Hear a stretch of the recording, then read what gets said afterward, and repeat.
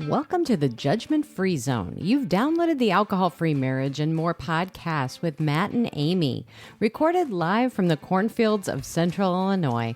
Welcome to episode number 80 for April 15th, 2024.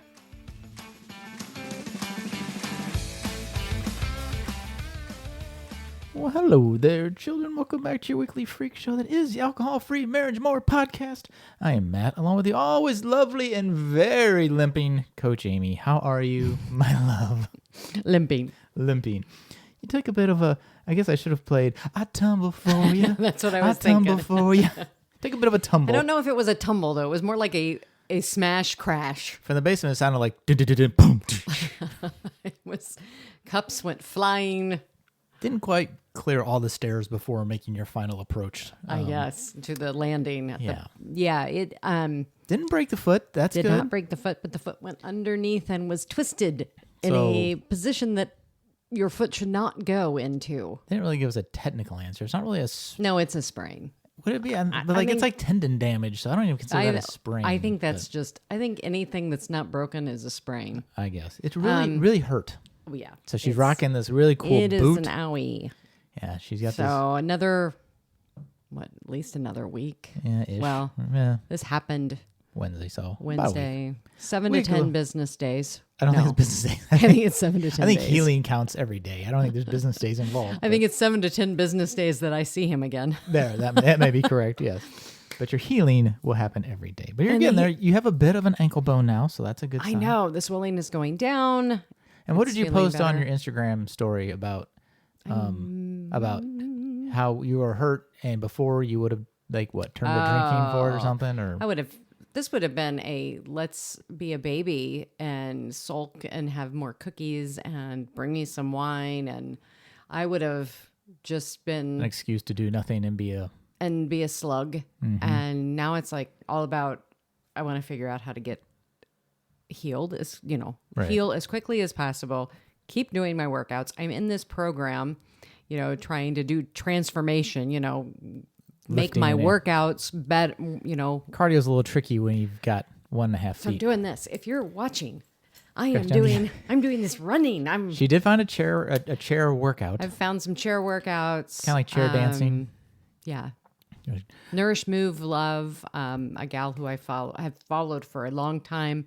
I thought, you know what? I think she had an injury a while back. And guess what? Behold? She did. She had chair workouts, and they're tough. They're not easy workouts. So anyways, I'm doing that. I'm keeping on with food. Lost a 0.5 pound, so I was happy about that. Well, you know why? Because you can't get up to get snacks. True story. And you have to admit, I hobbled around the block yesterday. You did for make a little dog walk. Yeah. I don't know if that would be, but I'm like, you know what? As long as I have it in the boot. Well, yeah. And you weren't sore today from anything, so. Not really. And you have to admit, you probably are enjoying a little bit of the being waited on. Oh, I don't have to get up. No, not. You're not. I'm not. Oh, I totally would. Totally would. No, I'm okay. I would love to enjoy it, but I'm not getting any of that. Let's be realistic. We had a little bit of a safe conversation the other day. Well, I also learned I don't have a good it's not bedside manner, but like helping her not gentle at all. Yeah, helping her ice her foot. And I'm just my like, gosh, it still hurts. Remember, it hurts bad, and I don't know what you're doing, but you need to back off, buddy. Stop helping so much. I'm like, ow. The things we learn. See, there's always room for growth in marriage, kids. And safe conversations are. She looked at me. She goes, "I like to express something. Is now a good time?" I'm like, it doesn't feel like a good time, but okay. I need you to hold a safe space for me while I yell at you for just a moment. Let me take a step far enough back to that boot can't reach me, but. No. Anyways, it's going okay. I have the first 2 nights I slept with the boot on, and because they wanted me to. Third night in the middle of the night, I chucked that thing off, and it was like, okay, no, we got to take this off. So. We have an awesome interview coming up with our buddy Rob from Generation NA. But before we get there, let's talk about our NA drinks of the week. I almost decided the drink of the week should be everything since we're talking to Rob. But. I decided I'm celebrating that I didn't break my ankle. I'm also celebrating that yesterday I fought through the temptation to not go to the audition at our church and audition for the praise band, worship band. And you made it. You got the golden ticket to Hollywood. I did. I'm very excited about that. So I'm celebrating with Lyre's Classico. Basically like a champagne kind of jam. It's like a brute, I guess. It's really good. It's low in calories. I mean, it's 45 calories. That's pretty good. I love it. So... I don't know what my mine's only 20 calories. Wow. Ooh, impressive. So I've gone back to an old favorite I haven't bought in a while is the Brew Dog Hazy AF, which is really good. Yeah, only 20 calories, which is pretty good for a hazy New England style IPA. So I'm very happy with that. Yep. And I want to remind everybody to subscribe the podcast. And if you are wanting to get started on your sober curious journey, our Beyond Spirits, the 7 tips for starting your AF journey, things that Matt and I did. Yeah, and don't forget that $5 off your first order from Go Brewing if you click that link down in the description. That's right. Kids. And I send that out every week or whenever I send out my newsletter. Every time my newsletter goes as you out, get it. It hasn't been out in a couple of weeks, and we've recorded we had another previous podcast. And so this newsletter is going to be a catch-up.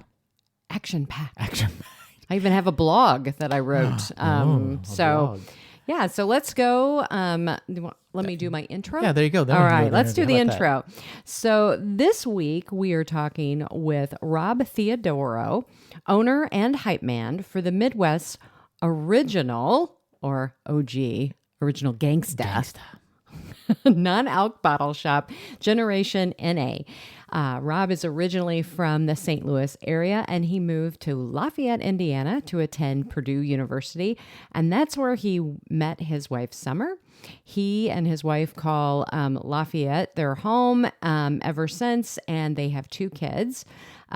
During the pandemic, Rob's drinking had a significant uptick. And when he quit, he wanted connection, and he found others were wanting it too. And that is how Generation NA was born. So let's hear about it. Hi, we are here with Rob Theodorow, and he is the owner, operator. Let me see. What else did you say about yourself? You are the hipeman, the NA beverage curator.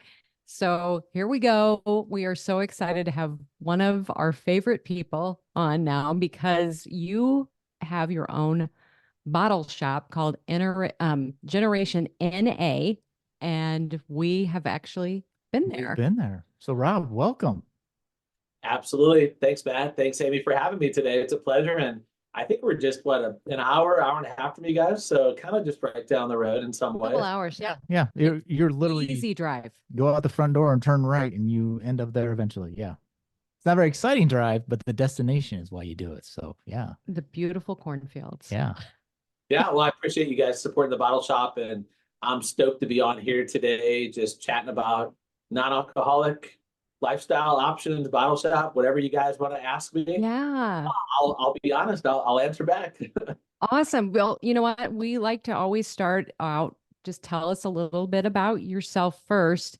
You know, where you're from, and your family, and what you do for fun. Absolutely. So I'm from the Midwest. I was born and raised in a suburb of St. Louis, Missouri. Moved up here to Lafayette, West Lafayette, to go to Purdue University. I actually studied computer graphics technology. So I don't really have, a background much in retail. I worked in PetSmart in high school. That's about as far as my retail expertise went before the shop. Graduated from the university in computer graphics, worked for Purdue, worked for a couple other companies in private sector, and then started my own software agency back in 2002, actually. So it's 22 years in business now. And have grown that, pretty large over the years, and decided to take that virtual during COVID and open the bottle shop. I have an awesome wife, Summer. We've been together for 20 years, 16. She's put up with me 16 years of marriage, and then, like the dating and stuff before that. So we met during college, but we were both dating other people, and then we weren't dating other people after college, and we went on some dates, and she didn't throw me out. So She's a great person. We have two amazing kids. We have a 13-year-old daughter, Alexis. She's at West Lafayette High School. She's in cheerleading, very passionate about that. And then we have a son, Bryce, who's 10. He's a special little guy. He's on the autism spectrum, and we love him. He's really special. He's good at puzzles and music and that kind of stuff. So that's kind of just like a quick overview, I guess, of what I got going on before we get into the details. Yeah, that's awesome. So why don't you maybe just start and tell us a little bit about your personal story to alcohol freedom? Absolutely. So like most people, I had a relationship with alcohol that got a little bit worse during COVID, right? I mean, I'm in tech. We were working virtual. It was a very stressful time. I went from drinking, socially, sometimes socially heavily, to drinking pretty heavy during COVID. And I just wasn't really feeling, good physically or mentally. I was, starting to have a couple of health problems, my blood pressure, and, some of my labs weren't looking super good. And mentally, I was having a lot of anxiety. I could have never done any public speaking. I mean, not just this, but I go on stages now in front of hundreds of people, and that would have been probably my living nightmare when I was drinking. So I was just having a lot of problems, a lot of issues, and it was kind of at the point where the doctor was like, "Well, you could cut back on drinking, or you could continue drinking, and we're going to have to give you medicine that you really can't drink on anyway." So I thought, well, it doesn't make sense for me to take more medicine. And, so I wanted to kind of cut back. I did a dry January in 2021, and actually just did 2 weeks. And then I went back to drinking. I had the whole, I can just have like 1 or 2 drinks now and be fine. And I realized pretty quickly after a couple of weeks that kind of went back into drinking too heavily. Tried again in February, made it a couple weeks, and then kind of went back and was drinking a lot again. And then on March 10th, 2021, I decided that I wasn't going to drink anymore. I a couple days prior, I was having a really tough time. Even leaving the house, I was having a lot of anxiety. I was supposed to drive my daughter to school that morning, and I was sitting in the car in the driveway, and I couldn't do it. I couldn't leave the house.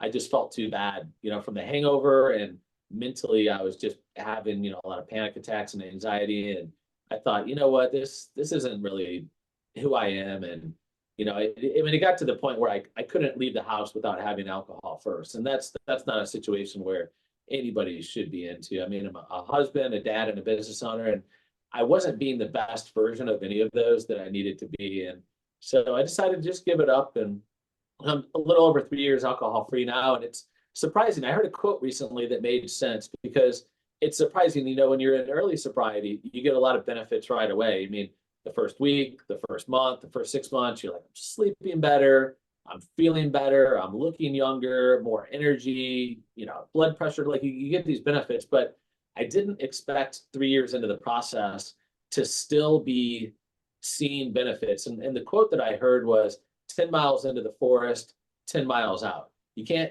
go in and 10 miles, or you can't drink for 10 years or whatever it is, and expect to be fixed and be cured in half the time or a fraction of the time. You have to go through the process and really, kind of rediscover yourself and who you were before you were a drinker, and the benefits do continue to come. I noticed that I'm doing a lot of things now. I mean, I told you before that I couldn't even leave the house. Well, I do public speaking events. I went to New York City, with like the most people, and like crazy cabs and plane rides and businesses. And I had nothing, no drinks, no adaptogens, no medicine. I mean, it's amazing just for my mental health alone, what giving up booze has done. If that was the only benefit, it would have been worth it. But there's so many more benefits on top of that, right? And having the bottle shop is great too. And I'm sure you'll ask me questions about this. I'll get into that later, but that's kind of my personal journey with it. And,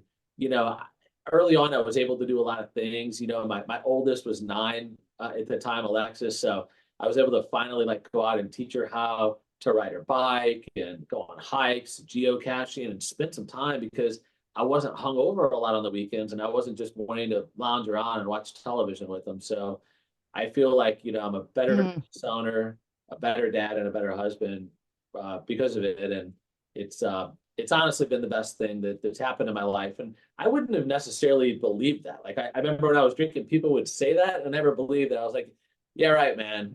You do you, but I don't believe it. But I can honestly say it is better, like across the board better.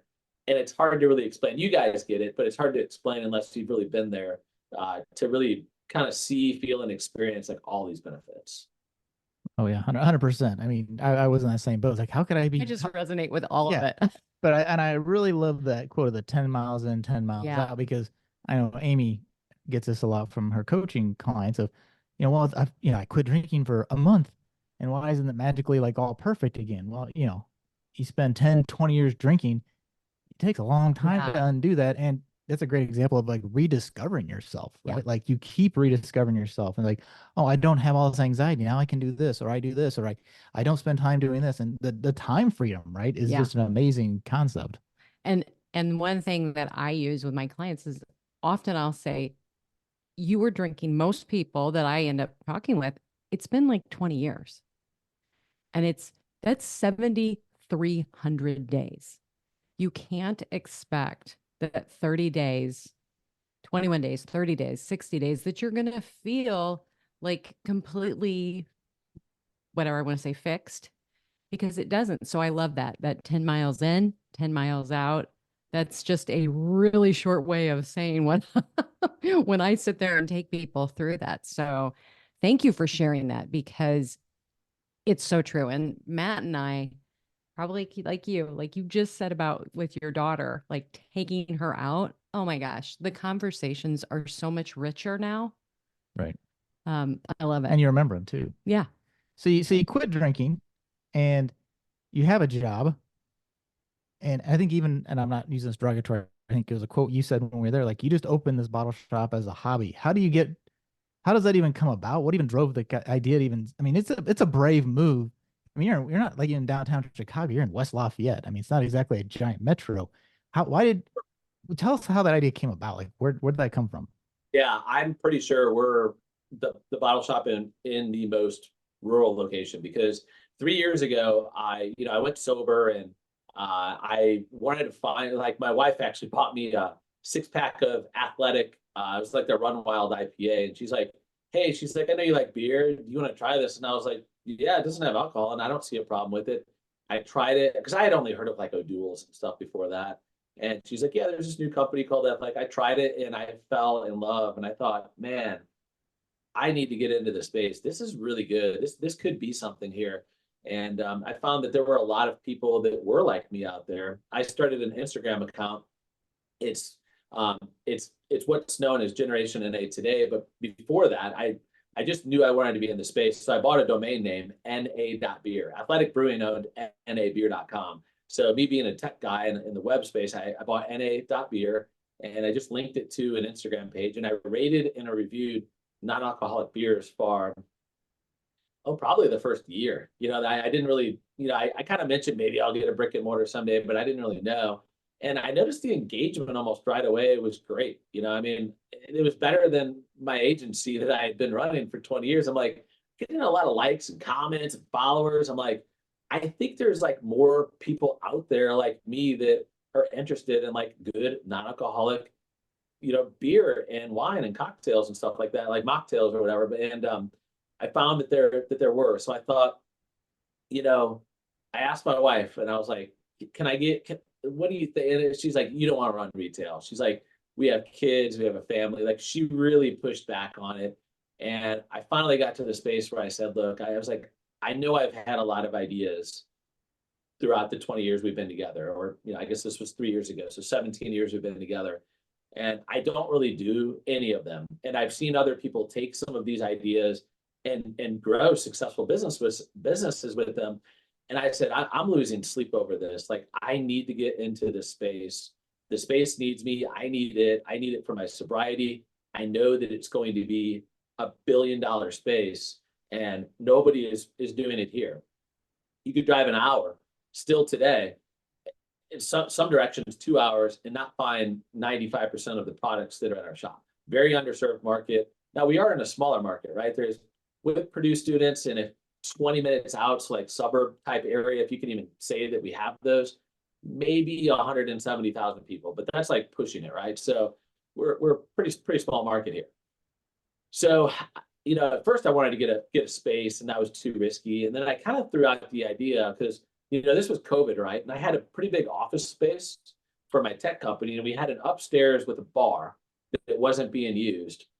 And I thought, well, I already have a bar. What if I got a couple shelves and I put some beer out and I just kind of started small? And she almost cut me off. She was like, I don't think that's a good idea. She's like, nobody is going to want to come up through an office building.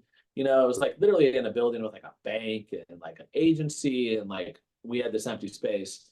So I was like, all right, I'm going to try to get a commercial space. I'm just going to do it. And she finally agreed. That's fine. Like she kind of bought in and kind of saw how passionate I was. But I kept getting outbid on spaces. I was going to buy a space here, and I just couldn't get a space. And I thought, you know what, I need to do this. Like, I want to get in on this. It's not that I need to rush, but I was ready to do it. I really wanted to get into the space and be the first bottle shop. There wasn't anything like it in Indiana. There wasn't anything like it in the Midwest. There were only a handful of bottle shops, New York, like on the coasts and bigger cities, and down south, California, of course. No one had done it. And I kind of wanted to be the first to do it, just to say that we did it. We did it before there was any data out here in the Midwest. There was a sober bar, but there wasn't a non-alcoholic bottle shop yet. So I scrounged together. I just borrowed a little bit of money from my tech company, less than $1,000, right? I started. People ask me every week, well, how much did you need to get started? 50,000, 100,000. I was like, I don't know, like $700, and but I already had the space. I had the space, and that helped a lot. I got a couple cheap shelves. I bought like 10 cases of beer, 1 case of spirits, 1 case of wine. I made an Instagram post, and I said, we're going to be open Friday, noon 6. And that's it. I did not have any expectations. I was like, I don't know if anybody's going to come. I don't know if thousands of people, I have no idea what to expect. Well, I opened up on that Friday in May of 2021, so almost 2 years next month. 2022, 2 years next month. And had 35 people come up and see me the first day that we were open. And this is like inside of an office building, no signage, no grand opening, like just an Instagram post. And I was like, okay.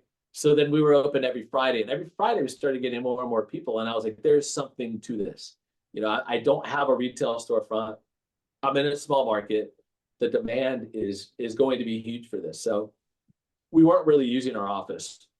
It was 6,000 square feet. It was during COVID. There was like 2 of us that worked in it. So I had an office, but it wasn't really working for my tech business. It wasn't really working for Generation NA. So I had to get a new space. I was walking down Main Street, and I saw a going out of business sale at I feel is the best location in our city, 5th and Main. It is right where there's a ton of foot traffic. There's farmers markets. There's music festivals. I happened to walk in, and I said, hey, I saw that going out of business sale. Are you like moving out of the space? Is this space going to be available? And she was like, yeah. But she's like, I'll tell you, there's like 6 businesses that have already put an offer on it. A lot of people want it. So I thought, okay, well, who's the realtor? Reached out to them, and she kind of told me the story too. And I was like, let me at least put an offer in. This space is perfect. I want it. Put an offer in, got rejected. They didn't want it to be an alcoholic bar. And so I thought, okay, I'm going to come back. I'm going to say, okay, well, I'm going to offer a little bit more, and I'm going to do a retail shop, right? It's not going to be a bar. And so then they agreed. They liked my offer, and we got in, and we moved in October. So after 5 months or whatever that is, May through October, we moved in. We've been in the space about a year and a half now, and it's grown, right? So I obviously have more than $700 worth of inventory. We have a lot.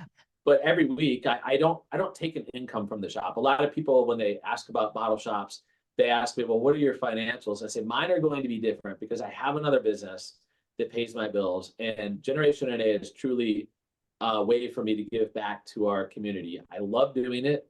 I love the support that we can have in our community and hearing the stories of our customers. We have 6 employees now, but I take all of our profits and reinvest to make the best space possible. Coolers, tap systems, more inventory, more people. So my situation is a little bit unique, but that's kind of my story. We have a lot of inventory now, and didn't start that way. It's just every week you could come back. When you guys come back, there'll be new stuff that we've grown just in the month that it's been, or 2 months or whatever that's been. Yeah. Yeah, it's definitely an amazing space. And we've been in this space for 3 4 years and have ordered stuff and bought stuff, and even going in there you have things I was like, what? I mean, gang mash is only in 2 places, I think you said, in the entire country, and you guys are one of them.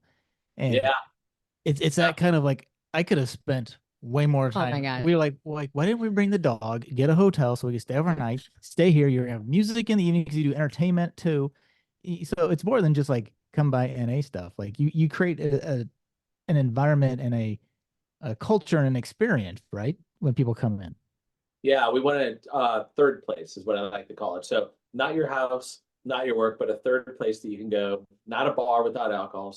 So we have 10 seats, although we're adding 20% capacity with this table outside. So we get 12 seats, it fills up. But it gives you a nice little cozy feel. You come in and do a flight tasting on a Saturday, or come in on a Friday and have a couple pints from our draft system. And we do have occasionally like some musicians. I'm going to try to get some food trucks this summer, but it's mainly a retail shop. I mean, I didn't want to do a bar for a couple reasons. I still actually have my workstation out at the bar, and I do like my 9 to 5 work like around people. And I'm a web developer. I don't think people really want me to make them a cocktail. So I will talk to them about stuff all day long, but pouring the draft handle, opening a can, we just wanted to keep it simple, right? And make it, and obviously like my time is the biggest luxury that I have. And I need to be really mindful of that, making sure that whatever I get into isn't going to take up too much of my time. Because I still do have my other business. I've scaled it down a little bit, but I plan on doing that indefinitely. I love both of my businesses. I love the variety that it gives me in the day. I can come in at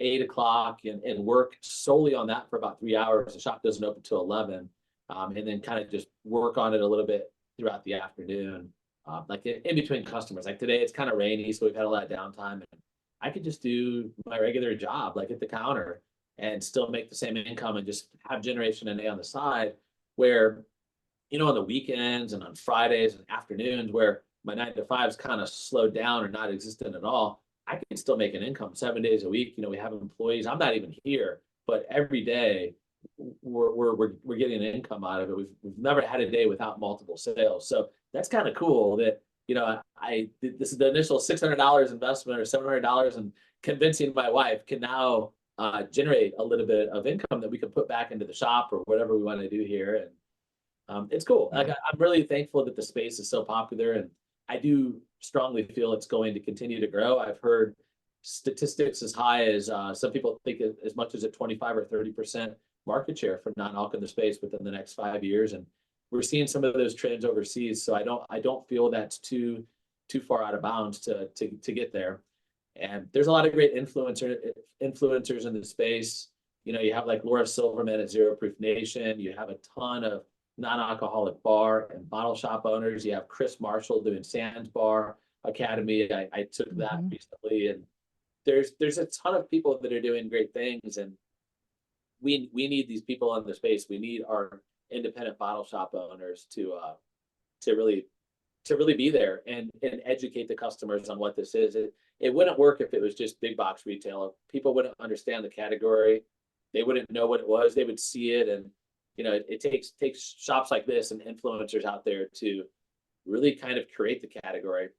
I kind of think of it as the first time in our life. Like you go to the grocery store and it's all the same aisles from when you were a kid, but it's kind of the first time you could make a new aisle, like in the shopping market. We have to educate people, not about us as a business, but about the whole category as a whole. And you guys do a ton of educating there. I know we do your tastings, which is awesome because, especially in the spirit space, you're spending $30 to $50 depending on what bottle you're looking at, right? And it's like, that's a lot of money if you're going to taste it and be like, that doesn't really hit right. And so, yeah, your tasting, that's how we got that Monday rum, which was amazing because we were there on a rum flight day. But beyond the tastings, there was something else we wanted to try. What is that? The White Claw, the NA White Claw that you guys had. And, if you have interest and we're buying things, right, we just walk in off the street, say, give me something. But you guys are willing to say, hey, well, here, do you want to try this? So the being able to try these things, and the umbrella drops and the umbrella, and all these different, it's like, oh, I mean, it's great for you guys because I spend more money, but it's great for a consumer because you don't know. And your team there was so nice and so educated. Where do they go to classes? Are they just passionate naturally, just by, kind of osmosis by being there? How do they get all this knowledge? Yeah. And also, are they also non-drinkers? Yeah. So most of us in the shop are completely sober. Not everybody's completely sober. Most of us are, though. And it kind of aligns with our customers. I would say 65% of people still drink, but they're looking for alternatives through the week. They're looking to maybe drink less and maybe eventually not drink at all, but they're not there yet. And we're just a drink shop, so we don't really mind either way. We just want to, every drink that leaves our store is like a 1-to-1 alcohol replacement, right? So this is allowing somebody to make a better choice for that moment.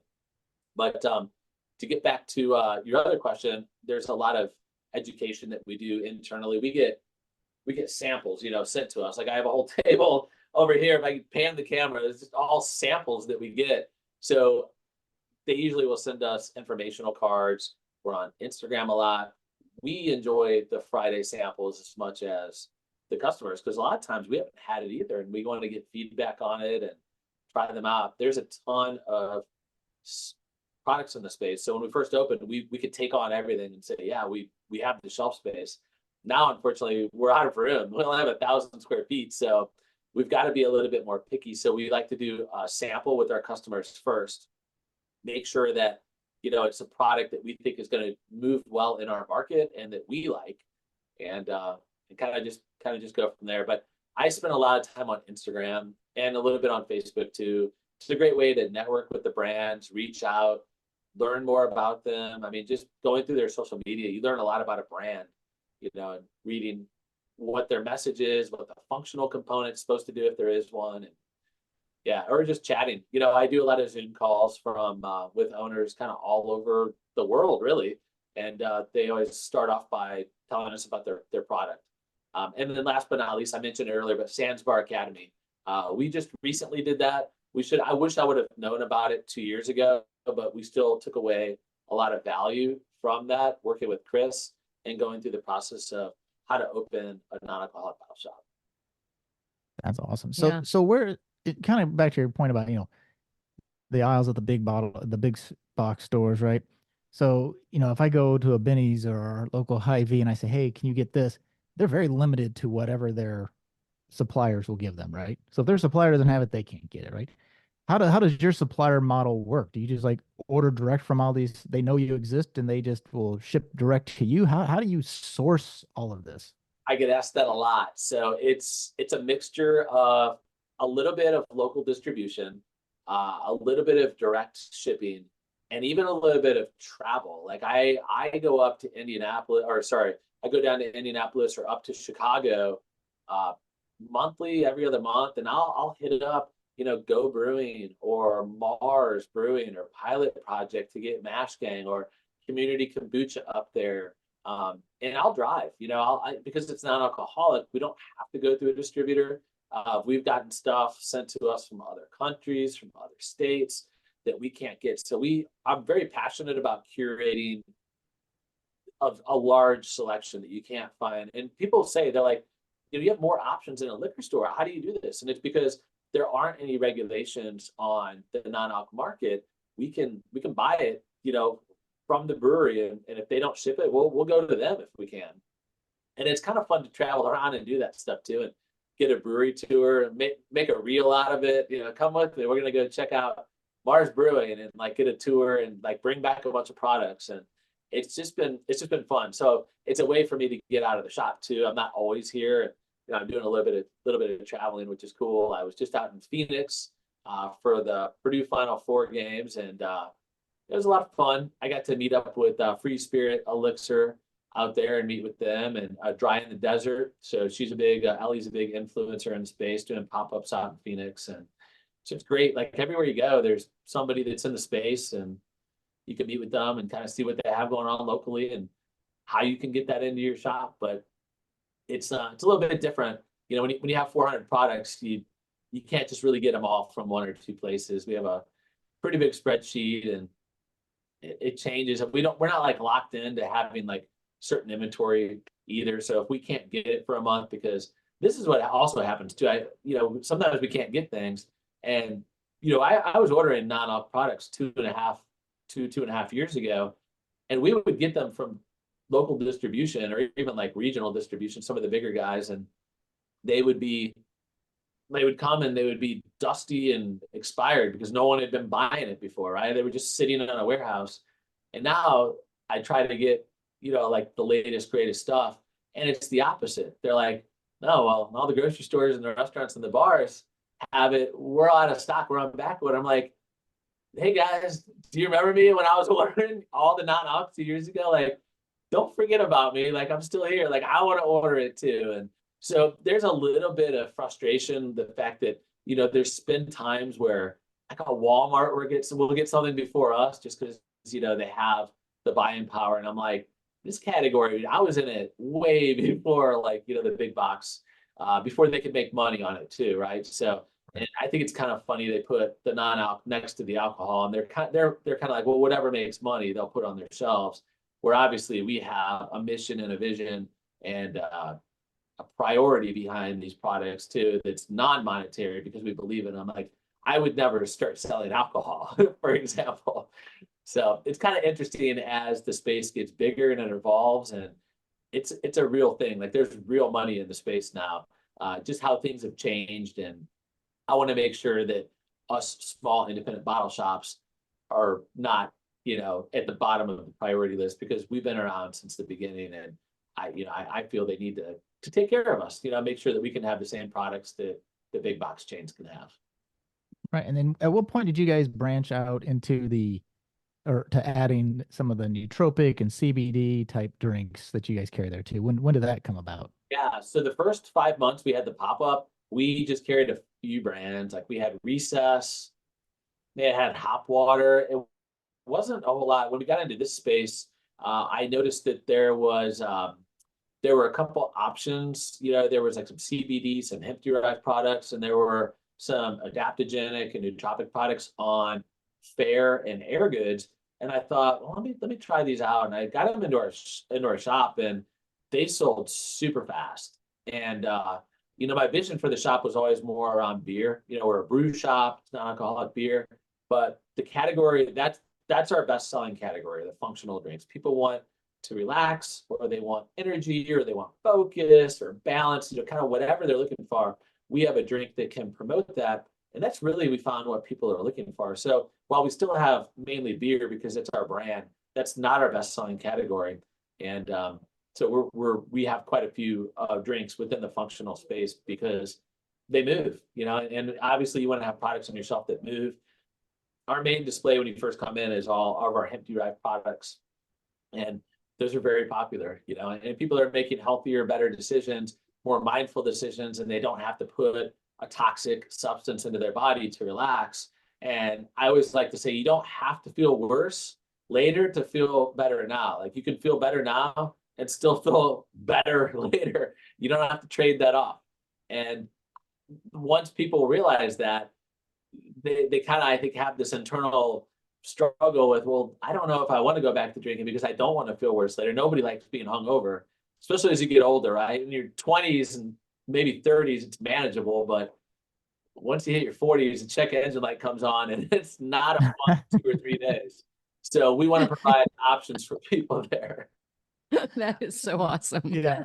Well, and and in that kind of nootropic, CBD, space, there's so much garbage, right?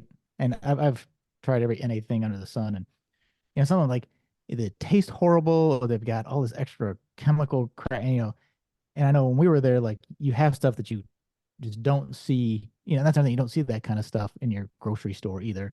And if you do, it's the garbage half the time. And again, your staff was well educated about, I'm looking for this, for that. It's like, oh, well, we get good feedback on this. So they talk to people all the time, right? So their feedback is based on the feedback that other people have shared. And that's something you don't get when you go into, a big box store. You don't get, like, they're lucky they even know they have an NA section, let alone how good any of it is, right? Yeah, and so occasionally we do get samples or we get a SKU that doesn't taste well or it doesn't really do what they claim it's going to do. We just don't restock it. If it doesn't Yeah. move, put it on like a sale. We have a sale table. So really, I mean, most things in their store are are selling at this point because we're not really bringing in as many newer products. I mean, we may have a couple new ones a month, but it's not a lot because we have a lot of things that we already know that do well and that sell. And that's what's great about having our beverage consultants here is you can ask them. People will come in and ask things like, you know, I need something to help me sleep at night, or I need something for pain relief, or I need something to help me focus because I'm going to be up late tonight, focus and energy because I have an exam. And we can point them towards options to do a lot of these things that people really want in their daily basis. And the cool thing about it having it in beverage format is you can also use it to socialize as a replacement for alcohol. So, thinking about the hemp derived products, a lot of people would prefer THC at a party, but they don't want to, take an edible and just sit there without anything, right? You can have a drink and relax and socialize and not feel bad, after the fact and not have a hangover to worry about. Talk to me about your partnership that you developed with Brella. So Brella drops, we've talked about them on our podcast. They're great. You throw them in a bag, take them to a party or whatever, and make your own cocktail kind of on the fly. Where did you find Brella and how that partnership popped Yeah. up? So Jimmy's one of the brands up in Chicago. Jimmy Simrick, the owner of Brella, he's one of the brands up in Chicago. He came down and visited our shop early on. He didn't have a brand. He was getting ready to go get married and on his honeymoon in like 3 days. And I think his wife was about ready to even kill him that he was down doing business like the week of his wedding. I think he had family coming into town that night, but he wanted to meet with us. I think we were like the first bottle shop he had met with, had an idea. And, I kind of thought, all right, this is okay. I didn't know that. I just thought I was some young kid. And I got to say, that dude hustles more than anybody I've met. He's working like 100-hour weeks, super smart, came from the alcohol space. He's been down here a handful of times to do tastings with us. Just a genuinely amazing kid, super young too. I think he's like in his early to mid 20s, and their products are awesome. Like you said, you can take them with you and grab them to go. So we don't really have anything like that. And I thought it'd be cool to come up with a unique SKU. So we made a mango Bellini collab SKU, and we tried to make a cranberry mule first. And we just really both of us were like, it's not really like we couldn't get the ginger to where we wanted it basically. So we did a mango Bellini, which is great for like your brunches, breakfast drinks. Like it's just something that the category didn't really have a lot of. It tastes great. But Jimmy's a great partner, great kid, and he's 2 hours up the road in Chicago. We got to tour his new facility, and that's really fun. So yeah, he's actually cool. back. They're launching another brand, and he's going to be coming back and doing a tasting event here with us again. Awesome. I want to talk about your wine space because I know as a former wine drinker that I couldn't drink red wine when I was drinking red wine because of all the issues that it was bringing on for um, a perimenopausal woman, which actually was a lie. It was the wine that was causing all these things that wasn't my hormones. But what I have had is so many times is people will say, well, that wine doesn't taste the same. And my response has always been, you have to have a different mindset around wine. It's not going to taste the same. And I love some of the brands that you have because I feel like they are the closest. I know you have Gießen and you have Gießen's Red, which is my favorite, and we never can find it Here because it sells out every single time now. So Yeah. I would just want to hear about your space around that too. Yeah, absolutely. So I think what you said is pretty accurate in terms of it's best to think about it as almost a separate category. And I'll kind of explain why. So when you de-alkalize a wine, it makes the mouth feel thinner by nature. It also can make the wine a little bit sweeter. So like a cab, for example, is not going to be as dry as a leaded cab. Alcohol in the category, sparkling wine does really well. It tastes great. the bubbles, the carbonation help mask that it has a thinner mouthfeel. The still whites are pretty good. Gießen makes a Sauvignon Blanc. I took to an event locally. It was like a winery event. But we were the only non-alcoholic option, and we were right next to leaded wines. Most people couldn't tell. Most people didn't believe me it was dealcoholized. All I did was I opened it up, let it breathe, and I ran through an aerator. That helps a little bit. It adds a little bit of bubbles, a little bit of thickness to it. The still reds are challenging. Best advice I have for that, adding bitters is great if it's a little bit too sweet. Ian and all the bitter is amazing. They have some flavors and options that are specifically formulated to mix with a red wine. You can also add, I see people add some spirits like Pathfinder that adds more tannins and more depth and complexity to it. And it also gives you an adaptogenic component. So you're going to feel relaxed. And some people kind of mix and match a little bit in the category to get what they want. At the end of the day, it's not the same, but it can be dang close. And it can even be, I don't think we necessarily need or want to compare the spaces. It could be a quality product and experience. And it's not grape juice, right? I mean, these are wines. So it's going to have all the flavors, all the depth and the tannins of a lot of the same regular leaded wines. It's just going to be slightly different. But there are ways we can counteract that. Sparkling wines still are by far the best. If I go to an event at a gym or a yoga event and I pour mimosas afterwards for the girls getting out, they can't tell. They don't believe me. They come to the shop. They start buying it. I've heard comments like, this tastes even better. And I was like, well, yeah, it doesn't have alcohol. So you just get all the flavor and the bubbles and the fun, and you don't ruin your workout by pumping some booze into your body. Your body can recover from what you just put it through. Yeah, the Gießen Brut is so good. We drank that for Thanksgiving and Christmas. We enjoyed our mimosas, and it's and really you're right. Good. Carly and Ian's all the bitter is like a freaking pixie dust for NA drinks. Like, because when we interviewed them quite a while back now, even in a lowbrow NA beer like a Busch or a Bud NA, he's like, just put a couple aromatic bitters in it and it'll fancy it up. And it does. It's like, whoa. And then we tried it in the reds. Same, because I think we have the oak aromatic. Mm-hmm. Put that in the red. Holy cow. It's like, yeah, it really helps. It's as close as you're, yeah, it's crazy. It's really good. Like 2 wines for the price of 1, right? I mean, yeah. A bottle of bitters lasts forever. I mean, yeah, they may seem a little pricey, but 1 or 2 drops is really all you need. Right. It goes a long way. Yes. Absolutely. All right. Can I ask the last question? I hate to. We're gonna drive over. We're gonna be driving over. Not right this second, but soon. Because I'm running out of gin. All right. So I always ask, what's your favorite NA drink? So I guess for you, if you could turn around and walk out that door right behind you into your store, what would be the item you would go to? Let's do first and second, because you have so many choices. Yeah. I mean, I can tell you what I'm drinking now. It's not necessarily. It's hard for me to pick a singular favorite, and I get asked that a lot, right? So people are like, "What's your favorite drink?" And I say, "You have to give me a give me narrow it down, because if I want a beer, that's going to be different than if I want an adaptogenic drink, or if I want a wine, or something on draft." I mean, I got to tell you, like on draft, it's tough. I have to go with either Go Brewing or Mash Gang. Those are my 2 favorites that I have. That I go up and get in Chicago. And adaptogenic stuff, it's one of my favorites. I drink a lot of these. They're the Brays. So I don't know if you've had these. Try to hold it up a little bit. So I don't know if it's probably backwards or maybe. Yeah. It's the spicy bloody orange margarita. These have the same or pretty similar adaptogenic profiles to the Hayas, which I also really like.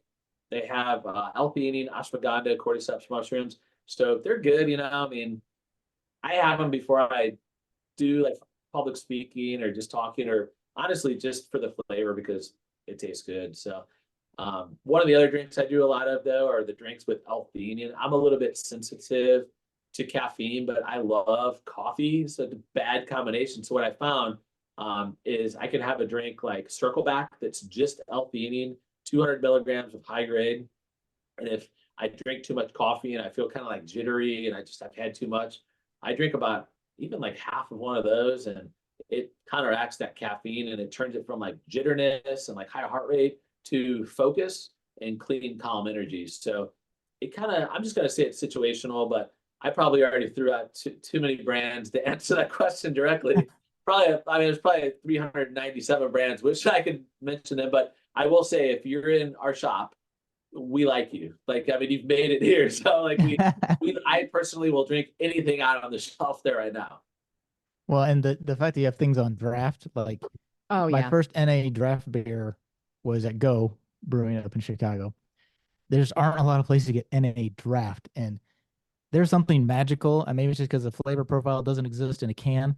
And NA draft is just like, first love again. It's like, oh, and you guys have it there. You have a partnership with one of the places right there in town with you guys. Go has it, but that's a very rare thing to find is NA drafts. Yeah, and so the story behind that, because I think before we had it, it was Athletic Brewing and Go Brewing, and I mean, maybe a couple bars I'm sure had one draft or two drafts, but to have 8 NA on draft, I think I don't know, maybe other than Athletic and Go, we may have the most NA on draft. I don't know. I don't know of another place that has more than that. But I went before we had anything on draft. I actually went to Go Brewing. I walked up to the counter and I was like, "What do you guys have on NA?" And he turned around. He said, "All of it." And it was the first time since I had been sober that I didn't feel like almost like a second class citizen going to the bar and like ordering something and like getting laughed at or saying nothing or water or Coke. And I was like, this is for me. And like, it was an experience in my mind that I remembered. And I wanted to bring that experience back to our shop and have that behind the counter so that everybody in our community could feel the same way that I did that moment. And, I had probably 4 or 5 draft beers that I had to pee a lot, on the way home. It was awesome. It was worth it because I was like, this is great. And I'm glad you brought that up, Rob, because you guys do we felt like we're at home. Like, this is like, these are our people, right? Like, I didn't have to filter through to get the one thing that was for me in this little like kid corner table, right? Like, this is for me. Yeah. Everything here is for me. Yeah, I really enjoyed that. We're not the dusty Heineken or O'Doul's at the bottom of the liquor store. We have everything. We have everything out, and it's front and center here. It's truly a modern bottle shop for everybody. Whether you drink or not, it's for everybody. And it is for everybody. Yeah, it really is. Arcade games and draft beer, music. I mean, flight tastings. We didn't talk about our slushies. That's our most popular thing. If you come on a Saturday from May through October during the farmers markets, we do adaptogenic frozen slushies. We have a new recipe every week, and they sell out. The only 1-star we ever got as a business, and I think it's kind of unfair, is because we ran out of our slushies. That's how much people like them. Make more slushy. The people want it. So what time is that? I need to know because we got to be there early then. Well, let's go on a Friday, stay overnight, so we're there first thing Saturday. Yeah, so we're going to open next month starting at 9 a.m. for our farmers markets. And we will, if you're going to have a slushie, try to get here before 1 or 2 o'clock just to be on the safe side, in the afternoon. Sometimes the batches are a little bit bigger than other ones. So just kind of depends. But if you come in the morning, 9, 10, 11, you're going to be good. We just, we don't know because if it rains and we make too much product, we just have to dump it at the end of the day. So we can't risk it because we use a lot of zero. So he's saying is go for a rainy day. We'll come on a rainy day and we just stay there all day drinking slushies. Absolutely. Yeah, that's a good day. We've got plenty. All right, Rob. So you guys are found at GenerationNA.com. Where do people find you if they want to physically come visit you? Yeah, so we're downtown Lafayette, Indiana. If you haven't heard of Lafayette, Indiana, you've probably heard of Purdue University. We're across the bridge from that, tucked between Indianapolis and Chicago, 504 Main Street, downtown Lafayette. All right. You guys are open Monday through not all 7 days. We're open every day. Yeah. We close for holidays, but every day else we're open. And our hours are my business. Awesome. That is so cool. Thank you so much for being on the show with us. And we hope that we will be sending people your way. We know we're coming back. Yes, we'll be there soon. Yes. Absolutely. Thanks, my pleasure, guys. Look forward to seeing you back at the shop. And I love what you guys are doing in the space, and just keep spreading the word. It sounds like you guys have interviewed a lot of great people in the space, and it's just, it takes a village, right? I mean, this is a new category. We've got to get the word out. So keep doing the good fight over there, guys. Well, thank you, Rob, from Generation NA. He is so passionate and so much fun just to hang out. I mean, I could hang out with him all the time. We could have talked for way longer than we did. It was a great time being with him, and I just can't wait to go back. Yeah. I got to get a slushie. I know. We got to go on Slushie Saturday during the farmer's market. That's right. But yeah, if you are anywhere in the, it's totally worth the drive. I mean, it's a couple hours from here, but I would travel even 3 or 4 hours. Stay overnight. It's a cool little downtown area. Oh, it's a great community. It's a college town. Dare I say, almost a destination. I think it would be considered a destination. We will be going back. We can't wait. Yes.